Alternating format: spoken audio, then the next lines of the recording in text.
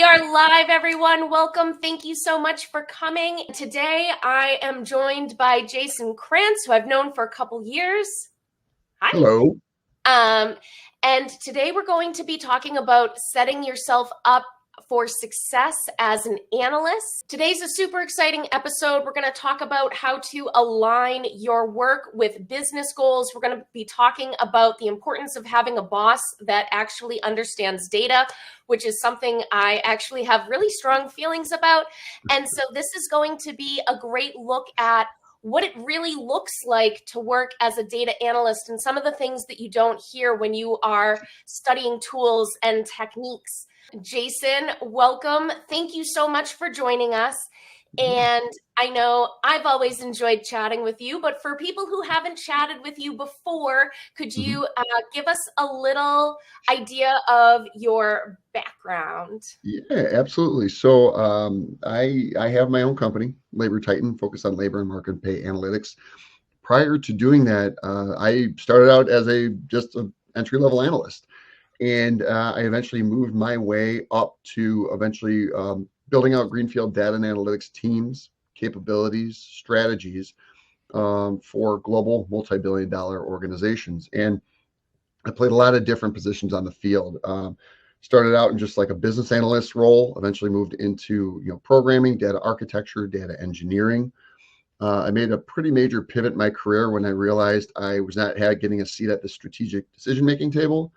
And I made a strategic pivot into more of an ops, like a data analytics pricing ops role.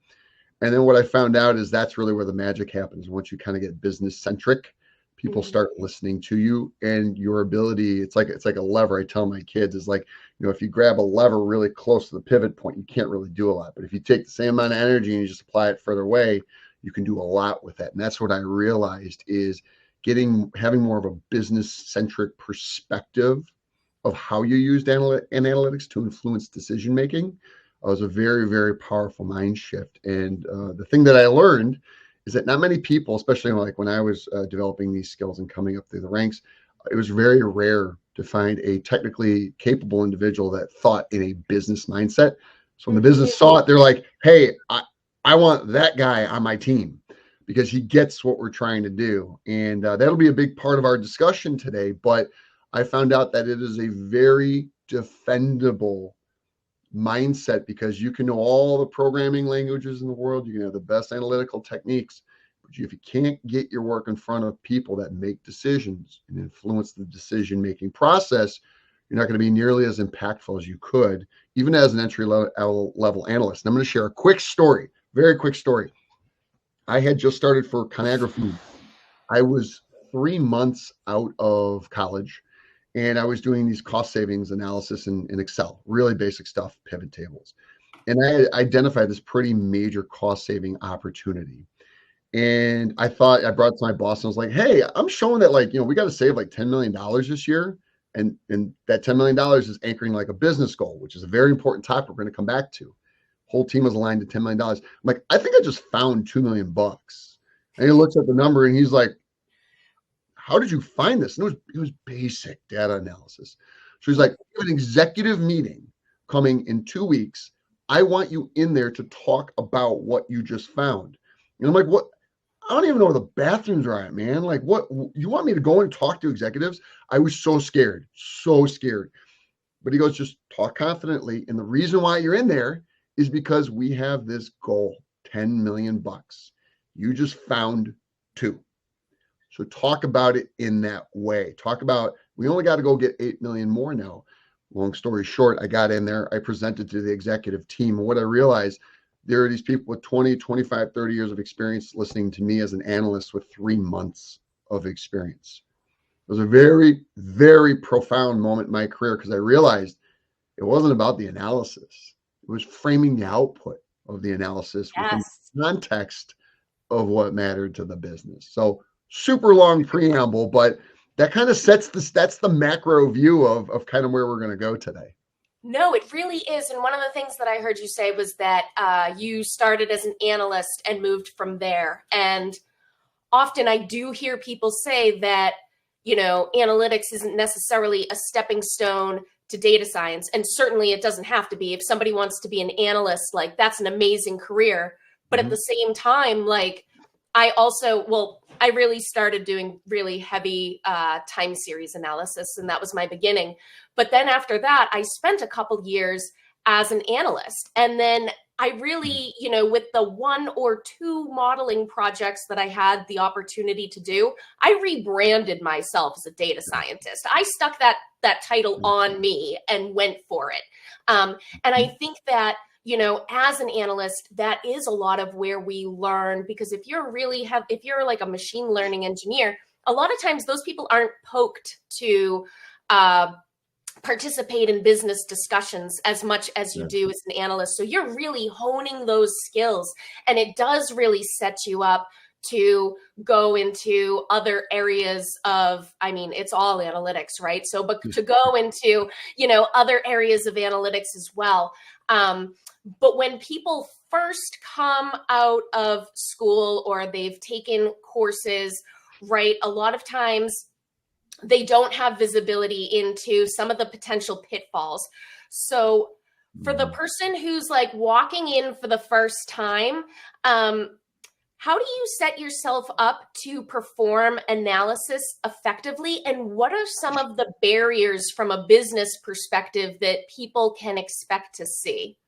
Yeah. So there's a many different ways that you can answer this one. I'm going to go to the one that in my 20 plus years of doing this type of work, I have found out kills even the best analysis. And it gets to the question of, so what? Okay. So you go through, you do all this great work. It's technically like sound, you great time series analysis, whatever it is you're doing. And ultimately what you're trying to do with this is you're doing this analysis to bring some kind of insight, change a behavior, change a mindset, whatever it is. And the problem is without business context, a lot of times you're kind of just operating in this box. It's like literally operating in a room with no windows, and you can't see outside what's going on. And the thing is what I've realized is that pushing a rope is hard. Starting that analysis and trying to push it to the business is hard. What is much easier, much easier, is to start at the end and try to understand, what are we trying to do with this analysis? What's going to change? What are kind of the preconceived notions that we need to be aware of that management, maybe there's a major initiative where they're like, hey, we want this to work. We want the data to say this. We want this. We want that. Yes. And so, like, again, I'm going to go back to that story. I use that story in the beginning as an example of where I knew our objective, everything that we had to do that was going to actually get attention, had to focus on that $10 million go get, right? That's the business problem. So we knew we had to find $10 million of savings. Now, if I do that analysis and I bring it back and that analysis has virtually no impact or ability to impact that $10 million go get, my manager is going to look at it, and his boss's boss is going to look at it and probably be like, that's great work, Jason, but we're not going to do anything with this because we've got all these other things that are aligned with the $10 million go get. So when I say kind of the idea of starting with the end is it's understanding whoever you're working for, your team, your organization, or even maybe broader, what are they trying to do? Many times it's going to be your team. And how now it's linking, how does this ultimately impact or tie to what we're trying to do? And the thing is that without that business context, it's really hard to ask the questions, to understand what's being said, to get, to clarify where needed, so that before you even start your analysis, or, it's like saying before you go on a road trip, you just don't start driving. You have a pretty clear destination of where you want to go, how you're going to get there, what stops you're going to make. Same thing. You're starting at the end and then you're going. And so that's probably, in building these teams out, that's probably one of the single biggest things that any analyst can do. It requires no special skills. It just requires the process, the mental process of saying, before I do a thing, I got to know like these things. And then once I know these things, then we're going to go forth and put the work. Because I will tell you, one of the most frustrating things on the planet is when you put together great work, you put in a lot of time, you put your heart and soul into it, and then they look at it and they're like, cool, thanks, and they toss it. I mean, I don't know. Have you experienced that? Yeah, no. Well, so yeah, I think your question about what are you trying to do is that the business may give to us is also one of the most important things that we want to ask them, because sometimes you might get a question that is actually not that valuable to the business, but they still want an answer. And you may get a sheet of the scope that wants this split by every single variable. They want you to go in and dig. And sometimes, if you get a question and you know that this is going to be a high visibility project, something that maybe you want to put on your resume later, then yes, by all means, spend months on it, do an amazing job, check every corner. But also, if you know that they're just trying to get some simple answer, but at the same time asking for a million things, which I'm not exaggerating, happens all the time, it allows you to sort of say like, hey, we're going to focus. Where do you actually think I might find these insights? Where do you, rather than checking everything, like, how can we narrow this scope a bit? I want to be efficient. I'd love to be able to get you an answer in 2 weeks or, some shorter time frame, but it's really, it goes both ways, and we need to like scope for the size of the business problem, right? Oh yeah. Really quick on that one too. I'm going to teach just a very quick, respectful way to push back on that, because that's super important. Really, really, really important. Because you can go chasing ghosts. You'll never win with that, like kind of that problem. It's saying, to your point, you got a million things. Sounds like there's something you're trying to accomplish here. So it sounds like this is an intermediate step of whatever it is that you're trying to accomplish. What is it specifically that you're trying to accomplish? And then the next question is, what objective does that tie to? So now you're not being confrontational, but you're just getting that clarity of that linkage, right? Because the other thing is then like you think it with this intermediary that you're doing all this work, it's helping them, and then they're doing nothing with it. So by asking that question of how does that analysis, whatever it is that's in your head, what specifically is it going to tie to? Now you have the ability to push back. As a leader, I had to do this all the time because we had 3 times the requests that we could actually even physically do. So prioritization came down to, cool, great, here are your requests. What objectives does that tie to? And how is this going to directly support that objective? Because I got to say no to 70% of what comes across my team's desk. So if you can't clearly articulate that, you're going to get a no. And what that does is then it forces them to really think through it and be like, I gotta really do right. Because if you just throw it over the wall, it's really easy. There's no repercussions. But if you force them, which in my mind, every analyst should respectfully do, it puts a little bit of an onus on them, and it introduces friction to the request, and that protects your time. It protects you from doing that dead work, right? That goes nowhere. So just sorry to interrupt you there, but as a quick tip. 100%, because a lot of times stakeholders will come and they will try and prescribe the solution for you. They will say, we want a dashboard, we want it to show this and the other thing, and we want you to, without actually telling you what it is you're trying to achieve. And like, if you go running around in circles, you will come back and it won't necessarily be what they were trying to achieve because they didn't tell you. And so, yes, I love that. And I love how you're talking about how you're pushing back on like 70% of things. And I assume that part of that is because you really understand the business, you understand what goes into this, you understand data. So can we talk a little bit, because it's another thing on our list of what we're chatting about today. Why is it important for a boss or leadership to really understand data, and how will this change how successful you're able to be as an analyst? Yeah. So as we were mentioning before, I was getting ready to write a book on decision making, and a really important part of that book leaned on kind of like systems thinking from Daniel Kahneman, brilliant individual, Nobel Prize winner, I believe it was, and he said that there was really 2 kinds of thinking. There's kind of your system 1 thinking, system 2 thinking, and one of those is based upon kind of everything goes the same every day. You kind of know how it's going to work. And then there's the other one where it's chaotic. It's new. There's a lot of stuff moving. Now, getting into, when we look at the demographics of decision makers, these tend to be individuals that are 20, 30 years into their career. And during that period of time, up until maybe the last 5 years, they were very successful in the first 80% of their careers, where things were moving maybe not as fast as they are right now.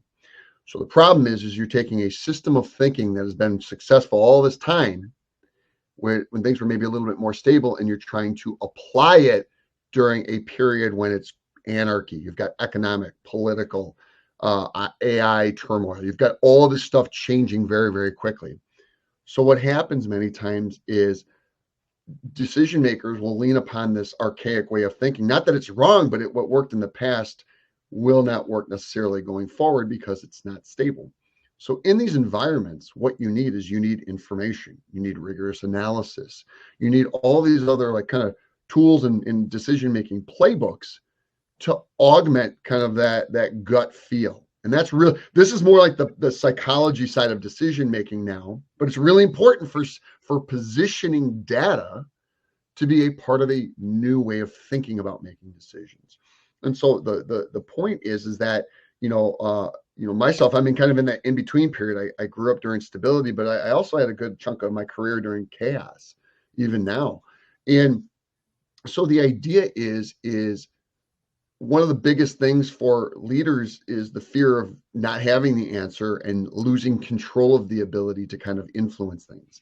So it's a very delicate dance of saying, hey, we're not going to take your gut feel is still really, really, really important, but we got to augment that with data, solid analysis, and a decision-making process that maybe allows us to challenge our preconceived notions, right? I mean, I see it all the time. People have been in an industry for 30 years and they're like, it's always been this way. True, it has always been that way. But would you say the past 3 to 5 years are the same as the previous even 30, 50? It's changed a lot, and that's very uncomfortable. So the thing is that I've realized is that, and this is a long-winded politician's answer. I'll bring it back because it's not a simple answer, because you can't just say, well, it's this, because there's all these other factors that go into influencing different levels of the organization, right? And my point here is we've got to start at the top and understand, how do they make decisions?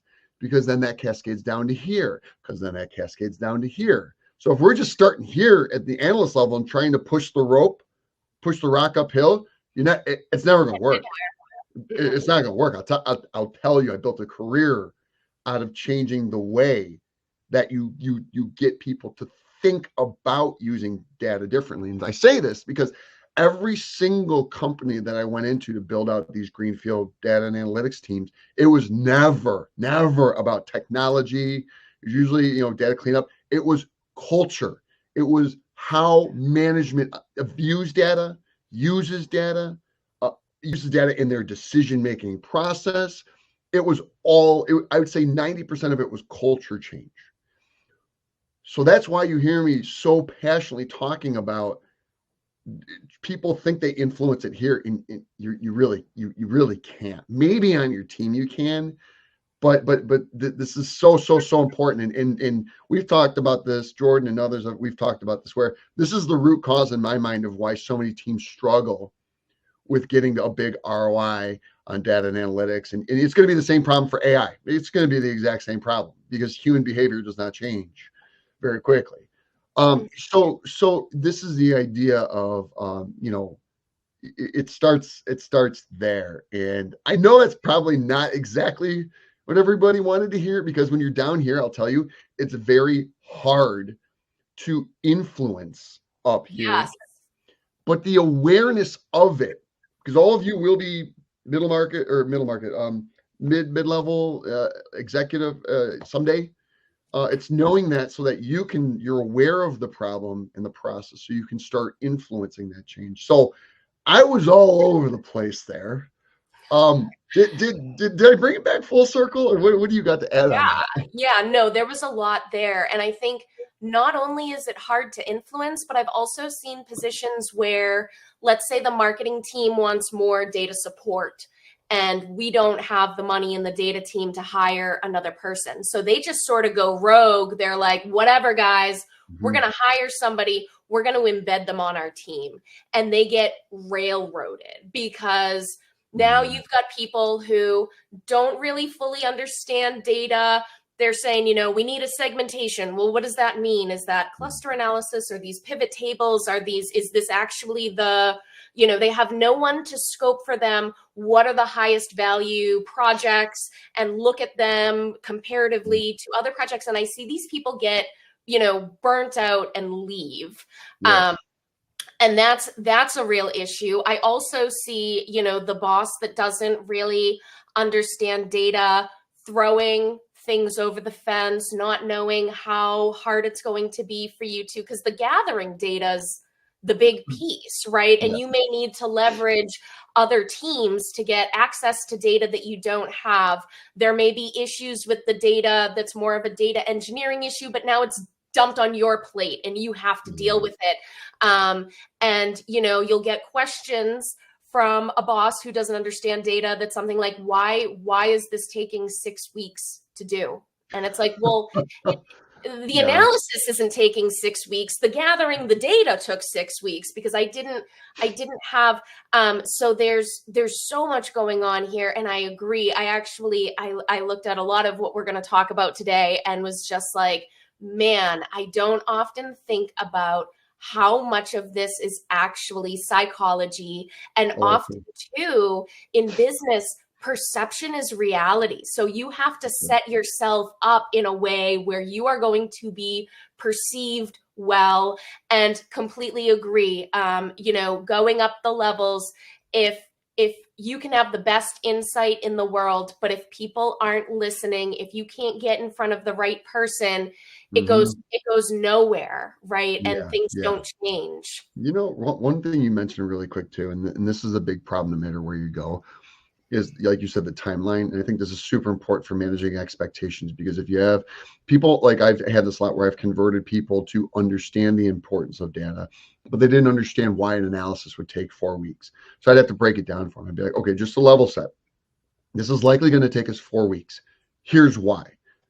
I'm just making numbers. I got to go get 3 days to assume that we can get the information from all the systems, create the table, all that other stuff. 2 weeks to QA, you check the data, QA, and clean up the data, because our analysis is only going to be as good as our data quality is, and hierarchies can be wrong and all this other stuff. And then 3 days might be analysis. And the reason why I say that is because any good analyst knows before you go in and do an analysis, you have to check, like, does this data make sense? And that's where the business context comes in. It's very, very valuable. If you have a customer hierarchy, if you're looking at your most profitable customers and you don't understand your customer hierarchy, you can have all of your revenue attached to one customer name and all of your costs attached to, I'm just making that up, or attached to another. And then you're like, wow, we have 100% profitability here and 100% negative profitability here. And they're going to look at you and be like, Jason, what the hell are you talking about? This makes these are the same customer. And then you look ridiculous. So this is where it's setting their expectations, being like, I don't want that to happen. You don't want that to happen. So we're going to need 2 weeks along with a business resource to help us, like, kind of Sherpa us through this process, because we don't know all these nuances, to get this analysis done in 4 weeks. Are you good with that? And if you're good with it, what is the resource that you recommend to help us? So now you're not going to go hunt them down. Now you've got the person making the request that's tied to the objective. Now they've got ownership. Now they got skin in the game, right? Because now they're quarterbacking all this stuff. Because if you try to go and get that person yourself, it ain't going to work. Guarantee you. They're going to be like, yeah, I got a million other things. I'm not bothering with that. But it's a really important part of any analysis. Because I know for me, the thing I fear the most is not going through that basic data quality, data checks, and I miss something and I present it and a business person immediately sees it, because what that does is now it's destroyed my credibility. It says you don't know what you're looking at. So it's super important, that part, but that's also a major part of a timeline. So tangential, but no, and it is, because right? It's the quality that you're talking about, but also let's say I need to do a presentation at the customer level and all of my data is at the Mm, product or item level. And now I need to think about, how do I aggregate that up? And maybe there's a variable that I could aggregate up 4 different ways. And can yeah. I just make that decision myself, or do I need to work with the business to understand how they want that aggregated and now multiply that by 50 variables, Yeah. right? Yeah. No. So that's Yeah. and right, the whole analysis, the whole dashboard and final presentation hinges on those decisions that you make with what you're going to do with your data. Yeah. Because Totally. numbers change. Numbers change. um, okay, so what challenges can analysts face when they are working on a team with little to no support? Yeah. I would say, wow, there's a lot there. Um, you're talking about like if we're trying to help the business with certain things, Yeah. or you're just saying just an analytical team in general. Yeah, so I'd say an analyst team that maybe doesn't have support from the business, or Oh, maybe, yeah. okay. Like the business Yeah. isn't fully bought in yet. Yeah. So when you're doing that, the biggest challenge can be just if you're trying to get that alignment is getting their buy-in. Uh, that's probably the biggest thing, because if you can't get their buy-in, they're not going to see you as a partner. I have, through making a lot of mistakes, I have found a pretty solid playbook to like circumvent that. And basically, it's I'm going to give you a Cliff Notes version, but it would be, listen, I'm here. I want to help you and your team like crush it. What are the biggest things that you're working on? And let's see like how are you doing on those goals, and how might we help you get there? Because here's the thing is, if you win, I win, right? And I'll give you an example. A lot of times when I would go into an organization, the first group I would work with is sales. And sales reps would typically be like, listen, I've been selling for years and I know all this stuff, and I don't need analytics. I'm like, that's cool. That's I'm glad I'm here for you. My team is here for you if you need it. I go, out of curiosity, what's and no, this is again because we understand the business, we can ask this question. I go, what's your go get? Like, you got your sales were here last year, and your sales were here this year. What's your go get this year? And I'll be like, oh, I got to go get $5 million. Just making a number. That's a good number. Like, how are you planning on getting there? Are you going to go grow existing accounts? You're going to go out and get new accounts? Like, what does the playbook look like? And now they're going to be like, well, yeah, I'm kind of not 100% sure about that yet. Like, I'm thinking, because typically most sales reps that I have worked with have been what we call farmers. They just keep going to the same accounts. They're not good at getting new. Well, because we would know the business, because we studied the numbers, we would see that a lot of these accounts were flat. So I already knew the answer before we would ask the question. I know they didn't have a plan. But now what we're doing is we're creating a pain point. They're saying it though. I didn't say it. I know I'm just gonna press. And so I'd be like, so what's your plan to get there? 5 million. And they're like, yeah, I'm just hoping to grow these accounts and everything and blah, blah, blah, blah, blah. I mean, that's really cool. And then it'd be like, I was it's just an idea. But I was taking a look at your contracts, and I realized that you hadn't increased pricing on any of your contracts in 4 years. This is a true story, by the way. I actually did this multiple times. And I did the math. I'm pretty sure out of your 5 million go get, we can get you 3.5 to 4 million without by strategic price increases on on these specific contracts, and it should really churn no business. Why? Is because there's no alternative product in the market at this price point. So there's no substitute. So if you give them a 30% increase, they're still going to have like the best price in the market. Would something like that be of interest to you? Would that help you? And they're like, whoa, what would that look like? Like, how would that work? So now we flipped it, right? Now we've created the demand. Now they're like, hold on, you did all this work just to understand my world, my business, all that. So now instead of now getting the Heisman from them and them being like, get away. I don't need this stuff. Now we've created an opening to have a conversation with them. And in many instances, this is part of a like in this example, my sales leader told us this is what we're going to need to do. Here's the playbook we're going to need to run to get them to buy in. So this came from him. And then we went and did the due diligence, did the work. And then I started going off to each of the sales reps. So this was an executive led thing, but this is the culture. This is the culture part. Now, the reason why I say this is that to bring it back is that while that example, it was a more coordinated macro effort, the same playbook applies even if you're an individual analyst. It's trying to understand, what are they trying to do? How can you help them? Because now it's not just, you're not an order taker, you're a strategic partner that you have a vested interest in seeing them succeed. And I will tell you, human behavior 101 is if somebody thinks you care about them, they're going to care about you probably too.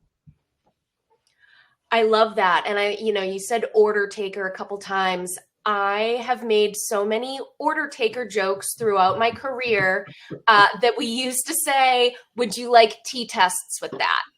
Because it is, and it's something that needs to actually be flipped. It's it's really the relationship that you have with the business, and it can't be changed like overnight. It has to be that, the business actually values what analytics is bringing, is going to look to them for the insights, rather than just saying, hey, I need these numbers, right? And I actually had a very similar sales lacking support sort of story.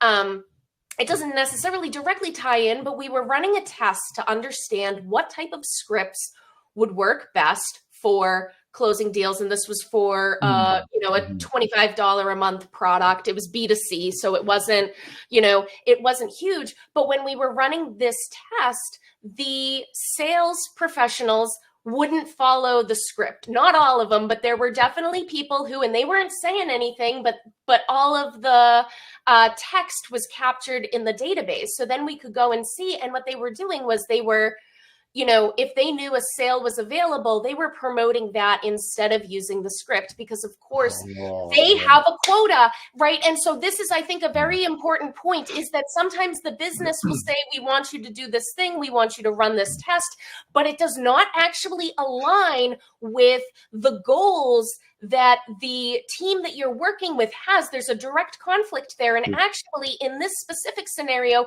there was a conflict across the whole business, because sales is trying to get people to sign up for a paid account. The acquisitions people are just trying to get you to sign up for the free account that they're hoping that sales can then convert. And so everybody is optimizing their strategy for their own goals, and it doesn't work for the cohesive goals of the business. And what happens is the poor person who is working in retention gets handed a bundle of crap, and then their job is tremendously hard, because how do you improve retention when Sally has been focused solely on acquisition and Tim has been solely focused on sales and won't respect my test that I'm running, and all through the flow until you get to the poor person in retention. And so that was a long-winded story, but I also think it was like, a nice view into like what actually happens in business, and everyone has their own goals and interests. And unless we can get, when I hear about certain companies talk about that North Star metric, I'm like, oh, that's beautiful. If I had seen that more in real life, that'd be beautiful. Do you have something to say on that? To your point is having gone through the ranks of, again, start to finish, like I'm an executive, partner, that type, that's where I operate at now. And that's where going through this process has made me realize that yes, you need those macro, the macro, but that's going to be very nuanced to the company. Some organizations are great at it, some stink at it.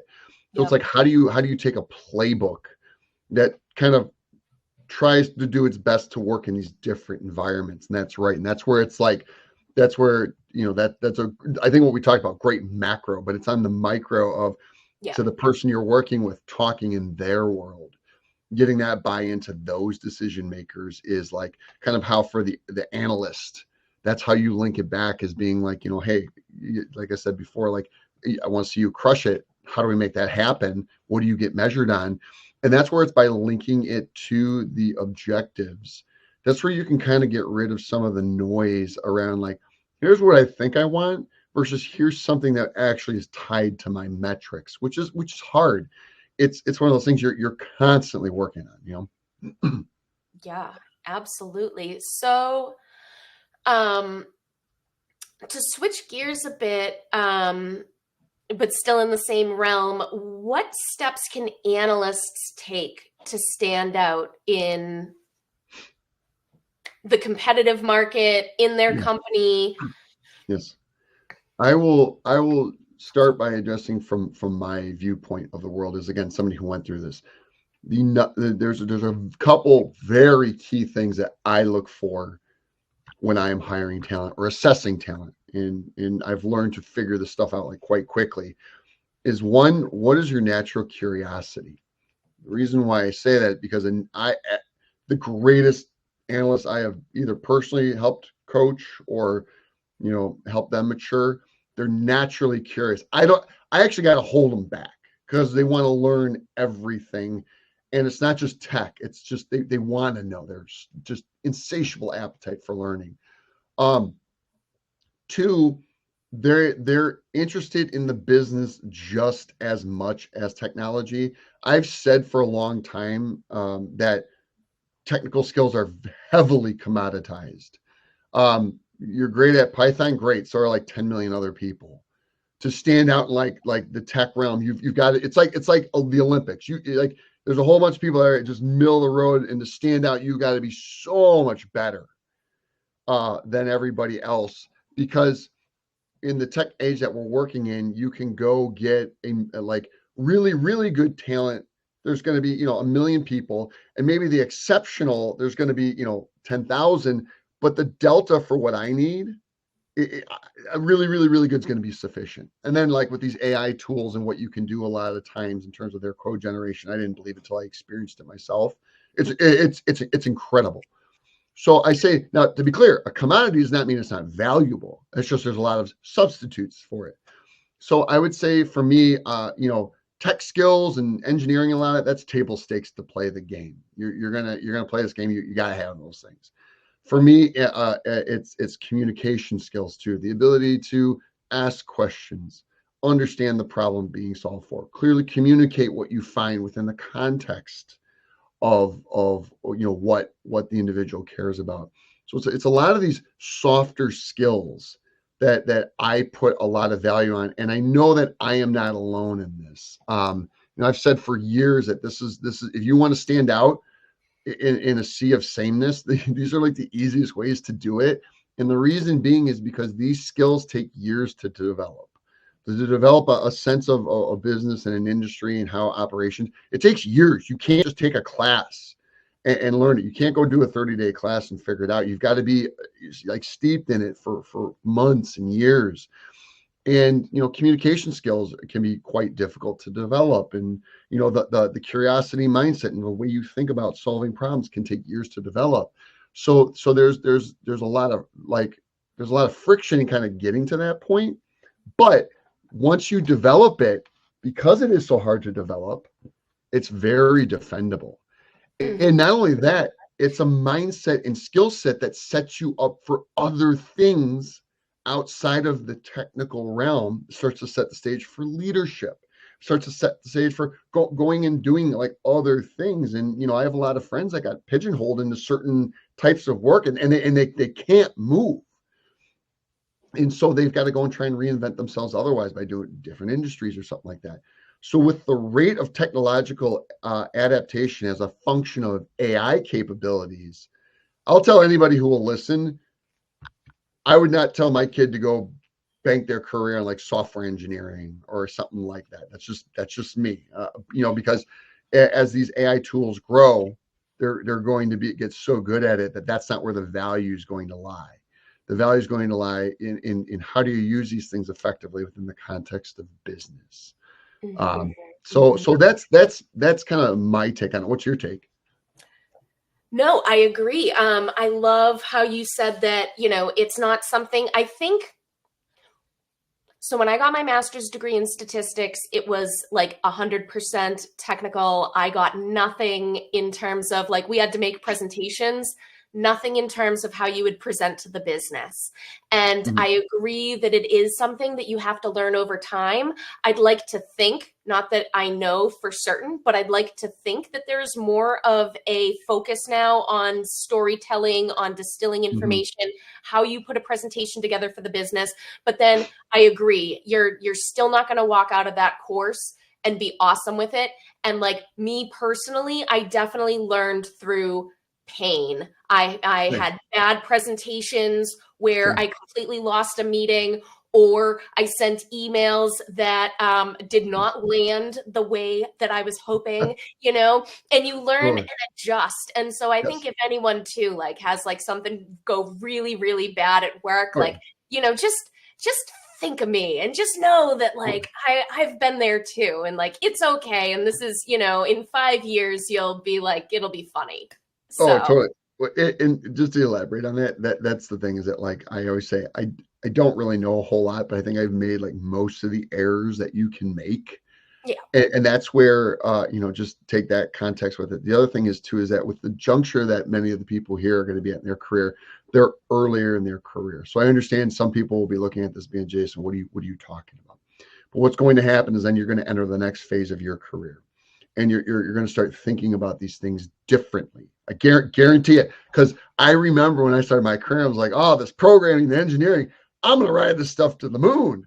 And then you quickly realize, like, whoa, I'm bumping up against the walls here. I need to kind of run around these walls. How am I going to do that?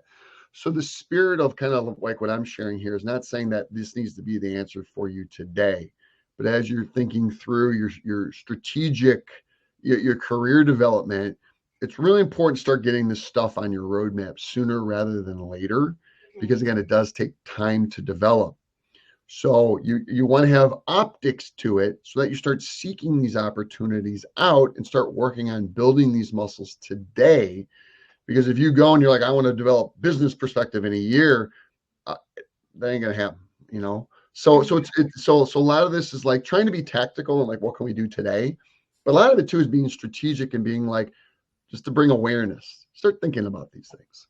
Yeah, and that's why portfolio projects are important too, because you're not necessarily doing it in a business context, but you can look Mm. at it and say, okay, what am I able to derive from this? And Yeah. would anyone care? And Yep. like, Yeah. those types of things. And, why is this relevant? And starting to get a feel for working with real data, because I know for me, all of my data in school was pretty ready to go because we were working on performing different statistical tests and different things like that. I wasn't really focused on, you know, seeing what real world data was going to look like. Yeah. Yeah. So how would you suggest people start to build relationships with decision makers to increase their visibility, to start to Yeah. position themselves psychologically in a good light? Yeah. And, It gets to it. This is my bias. So take it. It is a perspective, but I know if a kid comes to me with curiosity, like I want to know how I can help you make decisions, or I want to understand the business more. That's that proactive, curious nature where they want to do something, and any competent and like good leader is going to see it and be like, I like what you're doing. I get it. Let's figure it out together. You're going to have some leaders that maybe won't be too keen on that. That does happen.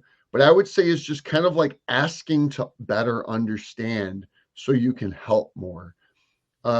Because no reasonable, rational person is going to be like, no, we're yep. not going to do that. Most reasonable people are going to be like, yeah, I get where you're going, and you want to learn. It's cool. You're at that juncture in your career, especially when you're early in your career, you have that latitude to be like, I'm new, I want to learn. Leverage that, use it. And for me, that's probably the most immediate thing that you can do. And don't be afraid of like talking to executives and building relationships with them.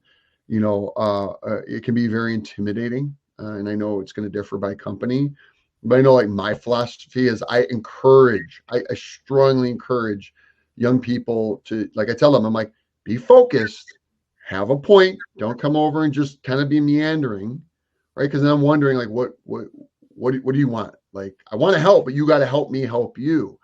So go in like a focused question that is about the business or whatever it may be, but don't be intimidated, because they're an executive or something, because they're people too. And all of them at some point we're at your level of experience and they can empathize with the desire to learn, and leverage it. I love that. Asking questions is so important. And if it's okay, I think it's time to go over to Q&A. Let's do it. Awesome. So definitely, guys, be asking your questions right in here. And so the first question is, what are some good resources to build on business acumen? And this is from Giovanni. Yeah. So this is the hard. I always have trouble answering this concisely because it'd be really hard to put together a course that really covers kind of the nuance of business acumen. There's the mechanics, right? There's the accounting, there's operations. You can go and take a college class on these things, but that's not really what it's about in my mind. It's about like, how do these things interact, and more importantly, how do people operate them? And that means we all know there's a difference between theory and real world.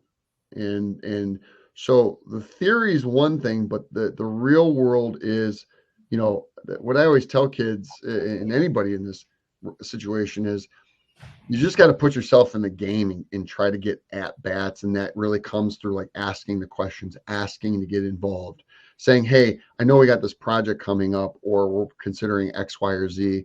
I'd really like to get involved in that in some capacity. That's the main way that I come up with. And I'm sure that there's other ways, but I've just found that's the most effective. Like you're really getting a lot of bang for the buck out of that. The reason why it takes time to develop it, though, is because your at bats, your opportunities to participate, those tend to be much more spaced out, which is why you want to try to get in the process earlier, because it does take time. So it's a very politician's non-answer. Things like an MBA or things like that can help. I'm just not convinced that's going to significantly increase like the real world knowledge of how these things work. Get to the point. Yeah. Mm-hmm. No, I think too, like we're also lucky now that you can take an email that you wrote and throw it in ChatGPT and ask for this to be rewritten a little bit more professional, to watch for the tone. And then you can also ask it to synthesize and tell you what changes it made. What changes did you make here about how I wrote this that improved, my business acumen here? Like you can literally ask for that in a way that we couldn't do 4 years ago. So that is awesome. And I suggest people do that. Mm-hmm. Okay. This question is from David. What do you think of the difficulty in collecting data due to a certain resistance from operators? So this means like people not giving you the data you need. Is that kind of the spirit of it? Do certain resistance from operators. So like the way that I'm interpreting this question, tell me if it's wrong or not, is that you got a project you want to do, but it's going to require help from somebody else to get you the data. Yeah. Okay. Here's what you do. This is why the alignment's so important. And I've faced this countless times. You have somebody that makes the request that we talked about before. They're coming to you. They're asking for your help. You're getting alignment. This is important. You're getting alignment. This supports an objective that matters to the business. And then this is the thing now. Again, if you remember what I said before, what you do is you don't have it where you send the request. No. You're going to get shut down just like you are. What you do is you have the person working with you, right? The person making the request, they submit the request. So, Mm-hmm. and there's a very strategic reason why you do that, because just as you explained, that I would do the same thing. Person's like, listen, man, I got a million other things going on. I'm not going to spend a day getting this data for you. Not going to happen. Or if it comes from the person that's making the request, like chances are they're higher. Chances are they've gotten some kind of pre-approval for this. So you're saying, hey, we're working on this initiative. This person is helping me with the analysis, but he needs data from you in order to do the analysis. I've got approval from your boss. Can you help us get this data? So use that person making the request as the middleman. Don't submit that request yourself, because you 99% of the time you will go nowhere. I love that, because in my head, when the question was asked, my first thought was, as an analyst, senior analyst, it's like not your job to fight that battle. Yeah. Go to your boss for help. Bingo. But your boss may also have 10 people they're managing, they're working on roadmap strategy. The person you're pointed out has the most vested interest in Bingo. getting this data. Yep. So I just learned something new as well. I love that. I And love it a again, lot. the only reason why I said it is because the situation described, I have been in hundreds of times in my life, and I just figured this out. I'm like, forget this. You want the project, you go get the data. And surprisingly, it worked and it worked and it worked. I was like, well, I guess we got a playbook. Yeah. This question is from Deepika. From a job's point of view, what is better, being certified or having projects in a portfolio? Projects, not even close. I don't care in the slightest. I don't even look at certifications. Again, that's just me. Don't care. Show me your portfolio. Walk me through. Because now we can have a conversation. I can't talk with you about a certification. I don't know crap about this or that or whatever. But now the portfolio is like, this is cool. Walk me through. Why did you create it? How'd you do that? What was the technology used? Well, how'd you approach this? I imagine you had this problem. So how'd you approach it? So now we've got a fluid conversation going. Portfolio 100% of the time, like not even remotely close. Yeah, that's as concise as I can make that answer. And you don't need like 50 portfolio projects, but like one or two good ones. I know for me, always, because what it does, you can't fake your way through a portfolio project. I know immediately. I know immediately if you know what the hell you're talking about. Mm-hmm. And frankly, I don't care what it looks like. I don't care if I want to know the process. 100% agree. Also on the point that it doesn't have to be, 6 or 7 projects. If you can do 6 or 7 projects and they're all beautiful, that's wonderful, especially if they're varied types of business cases. Awesome. But if you show me one project and I open it up and I'm like, wow, this person understands dashboard design. They have a summary of key insights on the top. And I know that they know how to look across all this data and distill it to the most important points. And they obviously, now I'm seeing it. I know that they know how to use the tool that they're using. I know that they understand how to create the appropriate chart to address the appropriate data type and all the things. It gives me so much information immediately. Yep. Bingo. All right, we're just going to hammer down on portfolio projects. This is another question from David. What if a portfolio project is a guided project where you are following a person step by step? Is that still legit in your eyes? Yeah, I would say absolutely, because it's about the process, right? I understand when I look at a project, it's going to have probably zero relevance to what we're going to actually do. What I'm looking for is, how do you approach it? How do you break down the problem being solved for? How do you assess to design it one way versus another, both on the data sourcing, the architecture, the display, everything related to that? So for me, it's process related. So even if you're following step by step somebody, I don't care, because you're following a process. And generally, if they're doing something like that, it's probably a pretty good process. And what I'm assessing for is, one, did you understand the process? That's what I'm gonna hammer you on is, well, walk me through, how did you do this? How did you assess it? And then the other thing is, now I'm gonna stress test you on, just to make sure it wasn't a mechanical exercise where you just did it to check the box.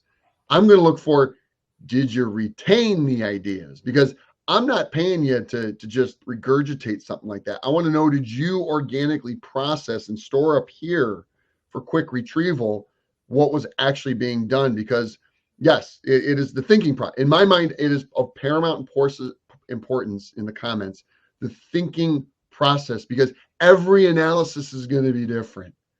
But the process there should be pretty much the same. And again, 20 years of doing this at a pretty high level, I still use the same fundamental process to break it down, because there shouldn't be much variability. Like, to your point, the variables differ, the data differs, the topic differs, all this stuff differs, but it's the same process. Yeah, I actually use the same code that I took a course on building web apps in Shiny in R, and I actually didn't use the data they had because I had a data set I needed, but I followed along the steps. I created a dashboard step by step using this course. And since then, I have had multiple clients where I have gone, they need a dashboard. I go in, I open up that code, and I go from there. And so, but if you've done it with your own hands, that is valuable. You can now do it again on a different data set. All right, perfect. So, okay, do we have time for one more real quick? I'm good, yeah. So this person, WW Sun, looks like she is looking to transfer into data analytics from qualitative market research, which is already quite close.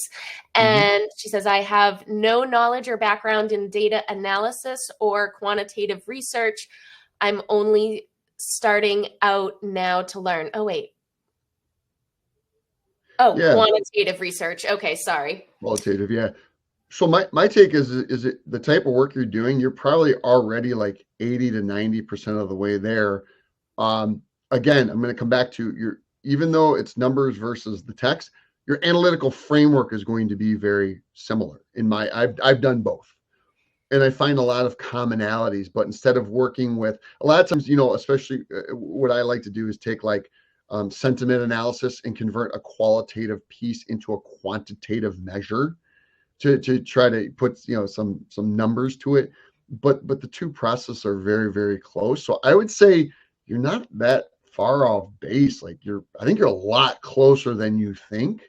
And it's just more like building that mental muscle around the quantitative, which is quite easy to do because you've already done the hard work of developing the mental framework for qualitative analysis. So I think you'll make that transition successfully pretty quick. 100% agreed.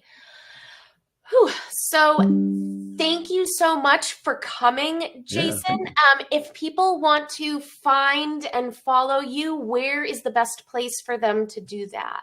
Yeah, I would say LinkedIn. I've been a little less active the past few months, but I'm preparing to step up my game more. I don't talk as much about the analyst level type things. I'm typically more executive conversations now. But if you have questions, just shoot me a note. I love to help. I love guiding the next generation of analysts, letting them know, like what I've realized is a lot of times success is not just about like just what to do. It's usually what not to do. Don't do these things. And so that's why I typically focus more on what not to do. Because if you just avoid this stuff, you're going to vastly improve your chances of success. And so, got questions, just shoot me a note. But thanks for the time. I appreciate it. I know time's super valuable. And thank you for the invitation to talk. It's always fun. Awesome. Thank you so much. I really thoroughly enjoyed our conversation. Thank you, everyone, for coming. And again, thank you, Jason. This was awesome. And I hope to chat with you soon. Likewise. Have a great day, everybody. Bye.